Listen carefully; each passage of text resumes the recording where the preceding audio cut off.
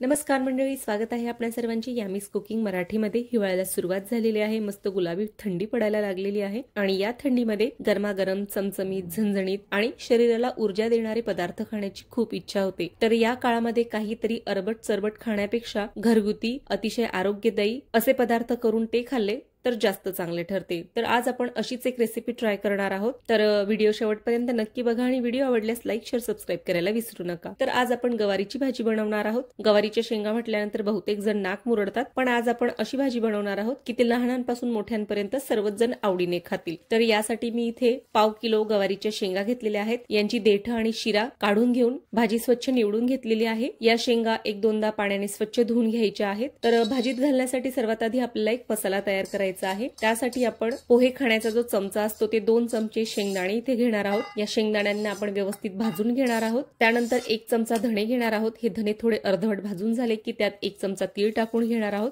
आणि ही तीळ आणि धणे एकत्र व्यवस्थित भाजून घेणार आहोत। भाजून झाल्यानंतर आपण हे मिक्सरला वाटून घेणार आहोत। याची अतिशय बारीक पेस्ट करायची नाहीये, तर अशी भरड राहतील अशा पद्धतीने याला थोडे जाडे भरडे वाटून घ्यायचे आहे। तुमच्याकडे खलबत्ता किंवा पाटा वरवंटा असेल तर त्याच्यावर वाटलं तर याची चव अजून वाढते। तर इथे हा मसाला वाटून तयार झालेला आहे।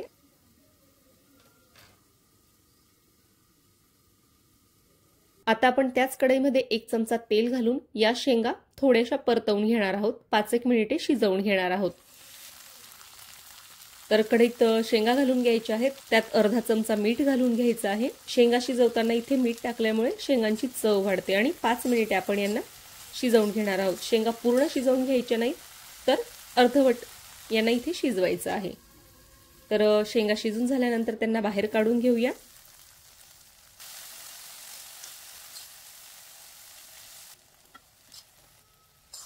आता त्याच कढईमध्ये पुन्हा एकदा 1 चमचा तेल घालून घेऊया।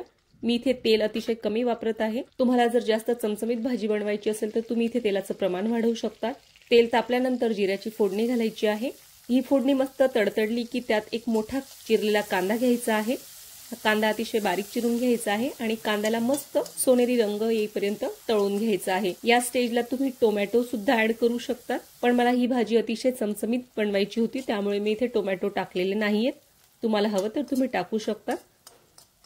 कांदे छान सोनेरी झाल्यानंतर यात आपण बेसिक मसाले टाकायचे आहेत, जसे की लाल तिखट, हळद पावडर आणि धणे पावडर। तुम्हाला हवं तर तुम्ही थोडासा चिमूटभर गरम मसाला सुद्धा घालू शकता। तर या स्टेजला मी आलं लसणाची पेस्ट टाकायला विसरले, तर इथेच तुम्ही आलं लसणाची पेस्ट सुद्धा टाकून घ्यायची आहे। त्यानंतर आपण ज्या आधी तळून घेतलेल्या आहेत त्या शेंगा सुद्धा इथे ऍड करून घ्यायच्या आहेत आणि चवीनुसार मीठ टाकायचं आहे आणि हे सर्व व्यवस्थित एकजीव कालवून घ्यायचं आहे। आपण याआधी शेंगा भाजताना अर्धा चमचा मीठ आधी घातलेलं होतं, त्यामुळे या स्टेजला मिठाचं प्रमाण थोडं काळजीपूर्वक घालायचं आहे। तर मी आधी फोडणीमध्ये आलं लसणाची पेस्ट टाकायचं विसरली होती, तर मी या ठिकाणी टाकून घेत आहे। इथेच कढईमध्ये आतमध्ये जागा करून घेतलेली आहे। तुम्ही हवं तर इथे थोडं तेल टाकून मग त्यामध्ये आलं लसणाची पेस्ट टाकू शकता, पण मी तेल न टाकताच इथे आलं लसणाची पेस्ट व्यवस्थित भाजून घेतलेली आहे आणि ही पेस्ट भाजीमध्ये व्यवस्थित मिक्स करून घेतलेली आहे। व्यवस्थित सर्व साहित्य मिसळून घेतल्यानंतर झाकून घेऊन 5 ते 7 मिनिटे हे व्यवस्थित शिजवून घ्यायचं आहे।